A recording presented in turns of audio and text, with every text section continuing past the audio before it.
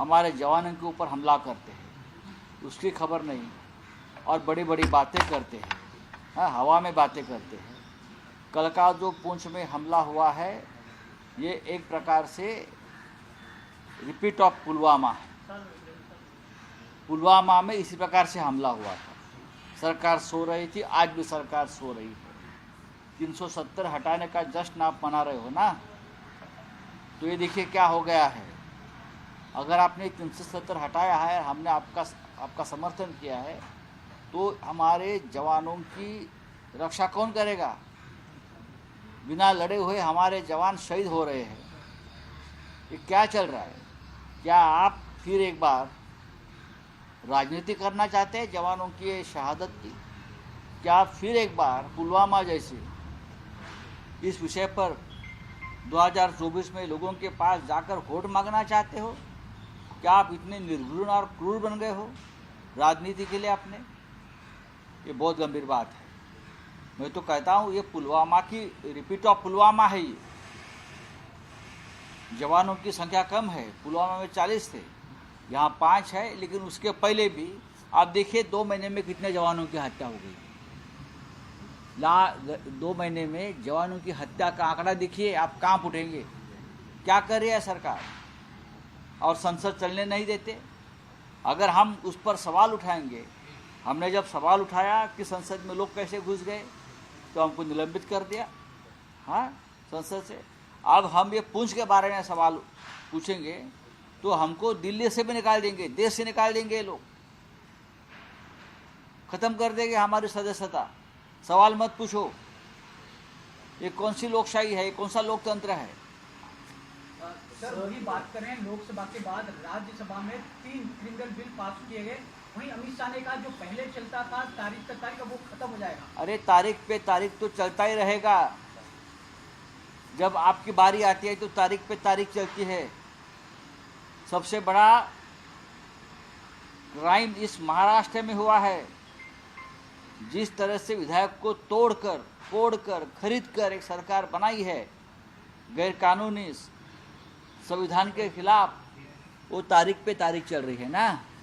आप उस बारे में बोलो, वो भी क्राइम है। तारीख पे तारीख की बात मत करिए जब आपके सुविधा के लिए तारीख पे तारीख हो जाता है। सर, बात करते हैं राम मंदिर का। 22 तारीख को भव्य जिस तरह से राम मंदिर का उद्घाटन होने वाला है, लगभग 7,000 से ज्यादा लोगों को, वीआईपी लोगों को निमंत्रण दिया गया है। हालांकि शिवसेना का बड़ा योगदान था राम मंदिर को लेकर, लेकिन अभी तक निमंत्रण क्या? देखिए, जिसका योगदान है उनको कभी नहीं बुलाएंगे।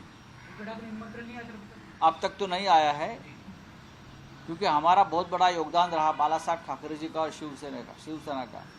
तो हमको हमारा योगदान का हिस्सा नहीं मिलेगा। सब कुछ तो ये लोगों ने किया है ना। अगर आप राम मंदिर की क्रेडिट लेना चाहते हो, देखिए, जिसका योगदान है उनको कभी नहीं बुलाएंगे। अब तक तो नहीं आया है, क्योंकि हमारा बहुत बड़ा योगदान रहा बाला साहब ठाकरे जी का और शिवसेना का।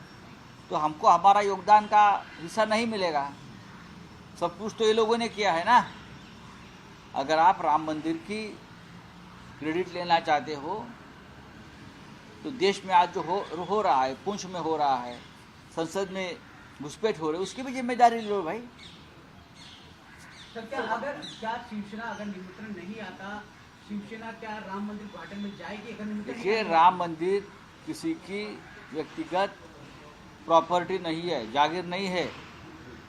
राम मंदिर, अयोध्या में राम का मंदिर होना है सबसे हमारे लिए गर्व की बात है, क्योंकि हमारा योगदान रहा है। लेकिन हम उसका राजकीय उत्सव नहीं मनाना चाहते, हम उसके ऊपर वोट नहीं मांगना चाहते। ये सब उनका पॉलिटिकल इवेंट होने के बाद ज़रूर हम लोग जाएंगे वहाँ और रामलल्ला का दर्शन भी लेंगे और रामलल्ला हमें आशीर्वाद भी देगा।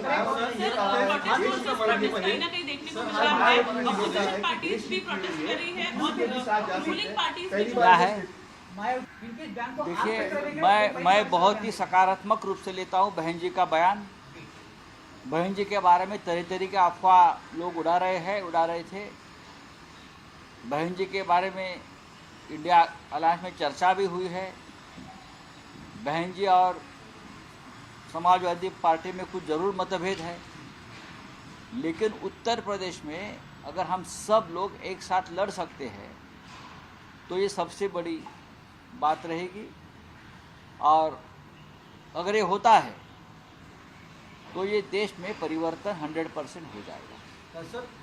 तो मायावती जी ने यानी बहन जी ने अगर ये बात कही है तो देश के राजनीति के लिए बड़ी बात है। सर, कांग्रेस ने कहा है कि पार्लियामेंट में जिस तरह से एमपीज को सस्पेंड किया गया वो डेथ ऑफ डेमोक्रेसी है। प्रोटेस्ट वर्सेस प्रोटेस्ट चल रहा है, जो रूलिंग पार्टी है वो भी प्रोटेस्ट कर रही है। जो मैंने कल ही कहा, जिस तरह से हम सबको निकाला, चाहे कांग्रेस हो, चाहे टीएमसी हो, चाहे एनसीपी के सांसद हो, चाहे समाजवादी पार्टी के सांसद हो, चाहे वामपंथी हो, जिस तरह से निकाला है, उनकी मांग क्या थी कि चर्चा करिए। जिस तरह से संसद पर हमला हुआ है, बेरोजगार युवक घुस गए, तो इसके ऊपर चर्चा करना चाहता है। हमको निकाल दिया, सबको निकाल दिया ना। तो ये क्या, ये कौन सा लोकतंत्र है? ये क्या लोकतंत्र है? ये ठोकतंत्र से भी ऊपर बन गया अब ये लोग। सर, क्रिमिनल बिल्स भी पास किए गए इसी दौरान। देखिए, इसीलिए तो हमको निकाला गया ना सदन से कि कोई विरोध न करे। वो विरोध नहीं चाहते, इसलिए तो सबको निकाल कर वो पूरा संसद का और लोकतंत्र का स्मशान घाट बना दिया है बस। और उनके ऊपर लोग राज कर रहे हैं। भारत की बात रोहित सिंह सावल के साथ सिर्फ एबीपी न्यूज पर।